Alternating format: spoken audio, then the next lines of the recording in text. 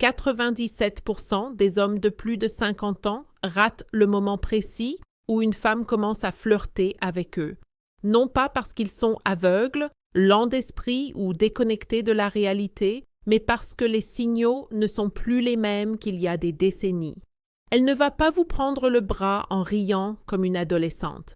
Elle ne va pas vous regarder en disant « je vous apprécie », ni vous inviter hardiment à prendre un verre. Au lieu de cela, elle posera une question douce, une question anodine, qui semble inoffensive au premier abord, mais qui ouvre discrètement une porte. Et si vous ne la franchissez pas, cette porte se referme aussi discrètement qu'elle s'est ouverte. C'est ainsi que ces moments précieux vous échappent. Vous repartez en pensant qu'il s'agissait simplement d'une conversation agréable. Elle repart en pensant « Bon, je suppose qu'il n'est pas intéressé. » Vous n'avez rien dit de mal. Vous n'avez simplement pas trouvé les mots justes parce que vous n'avez pas compris ce qu'elle cherchait vraiment à savoir. C'est de cela que parle cette vidéo. Ces moments, ces questions posées discrètement, qui n'ont rien de romantique en apparence, mais qui se manifestent par des regards en coin, des remarques désinvoltes et de petites interrogations que les femmes utilisent pour tâter le terrain sans se jeter à l'eau. Dans les prochaines minutes, je vais vous présenter 8 questions subtiles que les femmes posent lorsqu'elles sont intéressées, mais trop prudentes, trop respectueuses ou trop incertaines pour l'exprimer directement. Vous comprendrez ce qu'elles cherchent vraiment à savoir, pourquoi c'est important et comment répondre de manière à montrer que vous êtes toujours dans le coup, que vous ne la poursuivez pas, que vous n'êtes pas désespéré, mais simplement présent, ancré et pleinement vous-même. Car voici la vérité. Après 50 ans, la plupart des hommes n'ont pas besoin de faire plus d'efforts. Ils ont juste besoin d'être plus attentifs.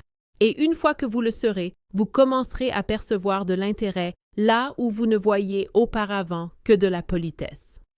Vous remarquerez de la chaleur là où vous pensiez qu'il n'y avait que des banalités et une véritable attirance entre adultes, là où vous vous croyez invisible. Parlons de la première question. Elle paraît innocente, mais c'est l'un des plus grands tests qu'elle vous posera. Quel âge avez-vous vraiment? Cela peut paraître anodin, presque léger, mais lorsqu'une femme vous regarde droit dans les yeux et vous demande « Quel âge avez-vous ?» En ajoutant ce petit mot, elle ne cherche pas un chiffre, elle cherche quelque chose de bien plus profond. Elle sait déjà que vous n'avez pas 30 ans. Elle ne joue pas à un jeu de devinette pour s'amuser. Ce qu'elle fait, c'est vérifier si vous êtes bien dans votre peau. Elle veut savoir si vous portez votre âge comme un fardeau ou comme une fierté discrète. Et votre réponse lui en dit long. Si vous hésitez, si vous esquivez la question ou si vous la transformez en plaisanterie sur le vieillissement, elle sourira peut-être, voire rira. Mais intérieurement, l'atmosphère change car ce qu'elle recherche, ce n'est pas la jeunesse. C'est la présence, la confiance, le sentiment d'être pleinement vivant sans s'excuser pour les années vécues. Les hommes qui se démarquent à ce stade ne sont pas ceux qui essaient de paraître plus jeunes. Ce sont ceux qui ont accepté leur âge. Il existe des hommes capables de dire sans hésiter, assez mûrs pour savoir ce qui compte et assez jeunes pour profiter de la vie, voire avec un sourire en coin. Vous voulez mon âge ou mon caractère? J'ai discuté un jour avec un homme nommé Rick. Il avait 64 ans, était divorcé, les cheveux argentés et un style impeccable. Il m'a raconté une conversation dans un bar de jazz du centre-ville. La femme, entre la fin de la quarantaine et le début de la cinquantaine, était intelligente, élégante et visiblement très intéressée. Après quelques échanges décontractés, elle s'est penchée vers lui et lui a demandé « Alors, quel âge avez-vous vraiment ?» Rick, pensant faire preuve d'esprit, a répondu « Trop vieux pour vous ?» Elle a ri, mais pas comme il l'espérait. Il a dit avoir senti la flamme s'éteindre presque aussitôt. Plus tard dans la soirée, il a compris. Il s'éclaircit la gorge. Il n'a pas seulement esquivé la question, il a esquivé l'instant. C'est ce que la plupart des hommes ne comprennent pas. Ces questions ne sont pas des entretiens d'embauche. Ce sont des invitations. Et quand on y répond avec doute ou autodérision, elle le comprend très bien. Au fond, ce qui se passe est simple. Avec l'âge, on porte en soi un passé plus lourd, des cicatrices, plus profonde et une peur sourde de ne plus être vue. Les femmes ressentent cette énergie. Et lorsqu'elles posent une question comme celle-ci, ce n'est pas votre âge qui les intrigue, mais votre vitalité. Alors, la prochaine fois qu'une femme vous demande votre âge, ne cherchez pas à provoquer une réaction. Ne prenez pas cela comme un piège. Voyez-le plutôt comme une porte ouverte. Car si elle pose la question, c'est qu'elle envisage déjà une possibilité. Et votre réponse déterminera si cette porte restera ouverte. Une autre question qui prend souvent les hommes au dépourvu est celle-ci. Pourquoi n'es-tu pas marié? Au premier abord, elle peut paraître indiscrète, voire un peu critique. Mais lorsqu'une femme la pose avec douceur et une curiosité sincère, ce n'est pas un interrogatoire, c'est de l'intérêt empreint de prudence. Elle ne fouille pas dans votre passé pour écouter des anecdotes. Ce qu'elle veut vraiment savoir, c'est si vous êtes disponible émotionnellement. Y a-t-il une place dans votre vie pour quelqu'un comme moi? C'est là que beaucoup d'hommes bien intentionnés trébuchent. Certains se lancent dans le récit de toute leur histoire amoureuse, évoquant divorce, peine de cœur et déception. D'autres se braquent et éludent la question avec un rire amer, lançant des phrases comme « Le mariage, j'ai essayé une fois, plus jamais ». Il s'éclaircit la gorge. Ces deux réactions ont le même effet. Elle referme discrètement la fenêtre qu'elle vient d'ouvrir. Elle ne cherche pas une explication complète. Elle est attentive à la façon dont vous portez la réponse. Que vous soyez en paix avec votre passé ou que vous le traîniez encore derrière vous comme un fardeau jamais défait. Une meilleure réponse est simple, posée et honnête, sans être pesante. Quelque chose comme « La vie m'a tenu occupée, mais j'ai maintenant de la place pour quelque chose de plus sérieux. » Ou encore « Je n'ai tout simplement pas encore rencontré la bonne personne, peut-être jusqu'à maintenant. » Je me souviens d'un homme nommé Gérald. Il avait 67 ans, était discret, travaillait de ses mains et était veuf depuis peu. Il m'a raconté l'histoire d'une femme rencontrée dans un jardin partagé. Ils ont commencé à parler de tomates, figurez-vous. Au bout d'un moment, elle a souri et lui a demandé « Alors, comment se fait-il qu'un homme comme vous ne soit pas marié ?» Il est resté figé. Il a donné une réponse sèche expliquant que les choses n'avaient pas fonctionné et a rapidement changé de sujet. Une semaine plus tard, elle a cessé de venir au jardin. Plus tard, il a dit « Je ne me rendais pas compte qu'elle posait cette question parce qu'elle pensait à nous. Je pensais qu'elle était simplement polie. » C'est toujours le même schéma. Ces moments ne s'annoncent pas. Ils arrivent discrètement, déguisés en questions anodines qui semblent inoffensives jusqu'à ce qu'on les comprenne une fois qu'elle est partie. Psychologiquement, c'est puissant. Elle ressent quelque chose, mais ne veut pas risquer de se montrer vulnérable à moins que vous ne lui montriez qu'elle peut le faire sans risque. Si votre réponse sonne amère ou fermée, elle prend ses distances. Si elle sonne calme, ouverte et légèrement chaleureuse, comme celle d'un homme qui a fait le nécessaire et qui est prêt pour une nouvelle relation, elle lui dit tout ce qu'elle a besoin de savoir. Alors, quand quelqu'un vous demande pourquoi vous n'êtes pas marié, ne lui donnez pas de raison de regretter sa question. Donnez-lui plutôt de quoi se demander ce que l'avenir lui réserve. Une autre question qui revient souvent est celle-ci. Est-ce que vous sortez avec des femmes plus jeunes? Cette question déstabilise beaucoup d'hommes. Certains la prennent pour un compliment, d'autres pour un piège. Mais quand une femme pose cette question, elle ne s'intéresse pas à vos expériences amoureuses passées. Elle teste discrètement votre ouverture d'esprit. Elle vous demande « Pourrais-tu me voir comme plus qu'une simple amie? » La plupart du temps, elle ne cherche pas un simple oui ou non. Elle cherche à savoir si vous la faites se sentir vue, respectée et non comparée à un groupe imaginaire de jeunes femmes. Elle veut savoir si la connexion que vous créez en ce moment compte plus pour vous qu'une date sur une tablette de chocolat. L'erreur que font souvent les hommes est prévisible. Certains se vantent de leur conquête plus jeune, comme s'ils cherchaient à prouver quelque chose. D'autres coupent court à la conversation en disant « Je suis bien trop vieux pour toi », l'empêchant ainsi de finir sa phrase. Ces deux réponses passent à côté de l'essentiel, car ce qu'elles demandent vraiment, c'est « Ai-je une chance ?» Une meilleure réponse met l'accent sur la connexion et non sur l'âge. Par exemple, Je ne choisis pas mes partenaires en fonction de leur âge, mais plutôt de l'énergie et de la connexion que nous avons. Ou encore, ce que je ressens chez une femme compte plus pour moi que son âge. Je connaissais un homme nommé Marcus. Il avait 59 ans, était élégant et avait un esprit vif. Il a rencontré une femme dans sa librairie préférée. La quarantaine, le regard pétillant, elle lui a demandé conseil. Ils ont discuté, ri et pris un café dans un café voisin. Puis elle s'est adossée et lui a demandé « Vous sortez souvent avec des femmes plus jeunes ?»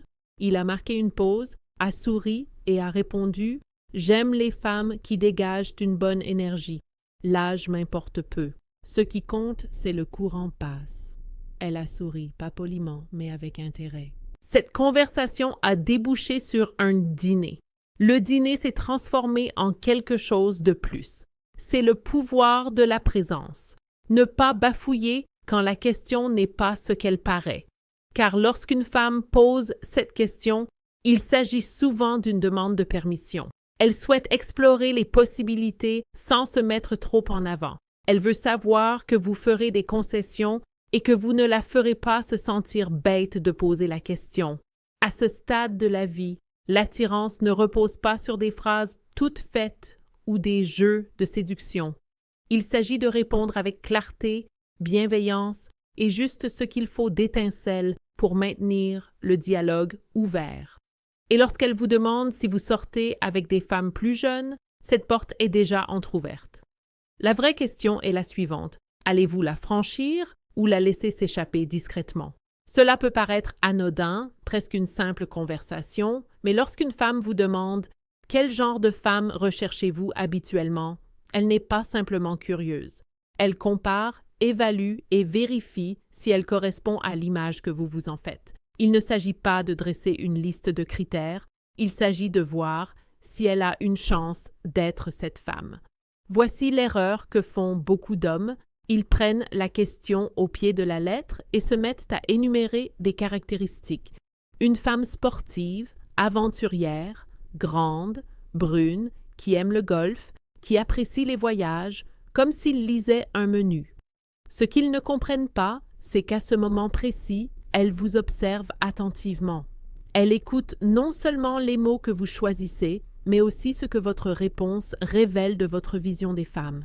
Elle veut savoir si vous êtes prisonnier d'une image ou si vous êtes ouvert à une véritable connexion. Elle veut savoir si vous avez évolué ou si vous poursuivez encore un idéal qui n'a plus aucun sens depuis longtemps. La meilleure approche est la suivante. Parlez des qualités qui comptent, des qualités que la femme assise en face de vous pourrait très bien posséder. Essayez quelque chose comme « J'aime les femmes attentionnées, curieuses et capables de rire, même les jours difficiles ». Remarquez comme ces traits de caractère sont des choses qu'elle peut déjà reconnaître en elle si elle se sent attirée par vous. Et si elle pose la question, il y a de fortes chances qu'elle espère déjà correspondre à votre réponse. J'ai discuté un jour avec un homme nommé Elliot, 62 ans, pompier retraité. Il a rencontré une femme lors d'un projet de bénévolat. Ils ont tout de suite sympathisé, sans effort ni pression. Un après-midi, alors qu'ils peignaient une clôture côte à côte, elle lui a demandé, sans trop réfléchir, « Alors, quel genre de femme vous attire d'habitude ?» Il a répondu, « Je crois que j'aime les femmes calmes, celles qui, par leur simple présence, apaisent les lieux. » Elle n'a rien dit sur le coup, mais plus tard dans la journée, elle est restée pour aider au rangement. Quand il l'a remerciée, elle a souri et a dit « J'espérais être votre genre. » C'est toute la beauté de ces moments. Répondre avec présence plutôt qu'en jouant un rôle permet à l'attirance de se développer naturellement. D'un point de vue psychologique, cette question est une forme d'autosélection. Elle recueille de petits indices pour décider si elle doit s'engager ou prendre ses distances. Et votre réponse peut soit confirmer son intérêt, soit le repousser discrètement. Alors, la prochaine fois qu'une femme vous demande quel genre de femme vous attire habituellement, ne décrivez pas un fantasme. Décrivez plutôt le type de lien que vous souhaitez créer, car il y a de fortes chances qu'elle ne pose pas la question en ami. Quand une femme vous demande « Êtes-vous toujours aussi charmant ?», c'est généralement accompagné d'un sourire, voire d'un petit rire. Cela ressemble à un compliment, mais c'est plus significatif que la plupart des hommes ne le pensent. Elle fait deux choses à la fois. Elle reconnaît l'étincelle qu'elle ressent et elle teste votre réaction. C'est un de ces rares moments où l'attirance est palpable, douce mais claire. Le compliment est sincère, mais la question sous-jacente est encore plus importante. Ce qu'elle cherche vraiment à savoir, c'est si vous pouvez rester pleinement présent sans laisser filer l'instant. Si vous pouvez accueillir sa chaleur sans vous cacher derrière l'humour. Beaucoup d'hommes se retirent à ce moment précis. Ils l'esquivent, détournent la conversation ou font une blague. Seulement le mardi. J'imagine que je passe une bonne journée. Et voilà, la flamme s'éteint. Une meilleure réponse reste légère, mais ancrée dans la réalité. Quelque chose comme « seulement quand je suis avec quelqu'un qui me fait vibrer ou je réserve cette énergie pour les moments importants. » En répondant ainsi, votre ton dit « je suis là, je te vois, je n'ai pas peur de ce moment ». Cela la met suffisamment en confiance pour qu'elle reste pleinement présente avec vous. Alan, 68 ans, un veuf discret, m'a raconté un jour qu'à un dîner, une femme s'était penchée vers moi et m'avait demandé « Êtes-vous toujours aussi charmant ou est-ce juste ce soir ?» Il sourit et dit « Ça dépend. Es-tu toujours aussi curieuse ou ai-je simplement de la chance ?» Il ajouta qu'elle soutint son regard un instant de plus, avec un air qui signifiait « On avance ». Cette question n'est pas vraiment une question de charme, mais d'alchimie. Elle vous offre la possibilité de passer d'une relation amicale à quelque chose de plus profond, sans pression. Psychologiquement, c'est une manière douce pour les femmes de manifester leur intérêt. Votre rôle n'est pas d'impressionner, mais simplement d'accueillir l'instant présent sans vous dérober. Quand une femme vous demande « Pourquoi n'as-tu pas de petite amie ?» Cela peut paraître anodin, mais c'est loin d'être anodin. Elle ne se contente plus de parler. Elle se demande s'il y a une place dans votre vie pour quelqu'un comme elle. Elle ne s'enquiert pas de votre emploi du temps, mais de votre ouverture émotionnelle. Beaucoup d'hommes répondent à cette question de manière fermée sans s'en rendre compte. Ils disent des choses comme « je suis attaché à mes habitudes » ou « j'aime ma liberté » ou encore « les relations, c'est trop compliqué pour le moment » et la porte se referme. Elle ne cherche pas simplement à savoir si vous êtes célibataire. Elle vous demande si vous êtes disponible. La meilleure réponse laisse place à l'incertitude. Vous pourriez dire « j'attends quelque chose de sincère » ou encore « j'ai pris mon temps, mais je reste ouvert à la surprise. » William, 71 ans, calme et sûr de lui, s'est un jour entendu poser cette question dans une galerie d'art. Il a répondu « J'ai travaillé sur moi-même pour devenir un homme meilleur. Maintenant, je suis prêt pour un amour plus authentique. » Il raconte qu'après cela, elle ne l'a plus quitté des yeux. Les femmes plus âgées craignent autant le rejet que les hommes. Au lieu d'exprimer directement leurs sentiments, elles posent des questions comme celle-ci, des questions courageuses, déguisées en curiosité. Votre réponse lui indiquera s'il est prudent d'aller plus loin ou s'il vaut mieux prendre ses distances. Et puis, il y a cette question. Sortiriez-vous avec quelqu'un comme moi? C'est ce qui ressemble le plus à une confession. Elle ne cherche pas à se faire complimenter. Elle se livre à vous. Même si elle sourit, une certaine vulnérabilité se cache derrière. Beaucoup d'hommes se figent à ce moment-là. Ils adoptent une attitude neutre. Ils changent de sujet. Et elle se replie sur elle-même, se sentant vulnérable. La meilleure réponse n'est pas la plus subtile. Elle est la plus sincère. J'aurais de la chance si j'arrivais à me taire ensuite. Charlie, 66 ans, ancien militaire, m'a raconté une promenade au coucher du soleil. Lorsqu'une femme lui a posé la question, il a marqué une pause et a répondu « Oui, je le suis déjà, dans ma tête ». Elle lui a pris la main et ne l'a plus lâchée. Ces questions ne sont pas anodines. Ce sont des ouvertures, des portes qui s'ouvrent discrètement. La vraie question n'est jamais ce qu'elle demande. La vraie question est de savoir si vous choisirez de faire le premier pas lorsque le moment sera venu.